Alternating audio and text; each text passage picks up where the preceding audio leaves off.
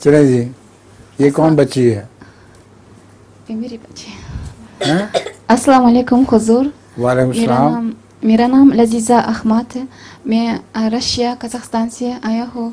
क्या? रशिया से आई हैं? जी हुजूर। माशाअल्लाह। आपने भी उर्दू सीख ली है? जी। मेरा हस्बैंड कराची से। आपका खामन कराची से हैं। उर्दू बोलते हैं, कजाकिस्तान के हैं? कराची से जी। कराची से हैं? कराची से। अच्छा, तो घर में उर्दू बोली जाती है इसलिए आपको भी आ गई?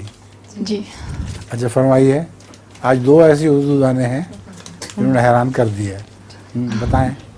मेरी पहला सवाल है, कुरान करीम में सबसे ज़्यादा हज़रत मूसा अलैहिस्सलाम के जिक्र आता है, इसकी क्या वजह है?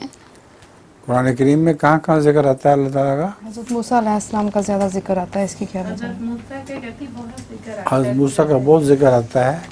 जी। उसकी वजह यह है कि हज़रत मूसा गैर मामूली जलाल के नबी थे और बहुत बड़ी कौम अपने अपने पीछे छोड़ी, और मूसवी कौम ने सब दुनिया पर गालिब आना था, इसलिए हज़रत मूसा का बहुत कसरत से जिक्र मिलता है। लेकिन रसूलुल्लाह सल्लल्लाहु अलैहि वसल्लम को मुखातब जितनी दफ़ा किया गया है वो उस पर गौर करो तो ज़्यादा दफ़ा बनती है। ए रसूल ये कर, ये कर, ये कर, ये कर। इसमें रसूलुल्लाह सल्लल्लाहु अलैहि वसल्लम मुखातब हैं, नाम तो नहीं लिखा हुआ लेकिन खिताब रसूलुल्लाह सल्लल्लाहु अलैहि वसल्लम से है।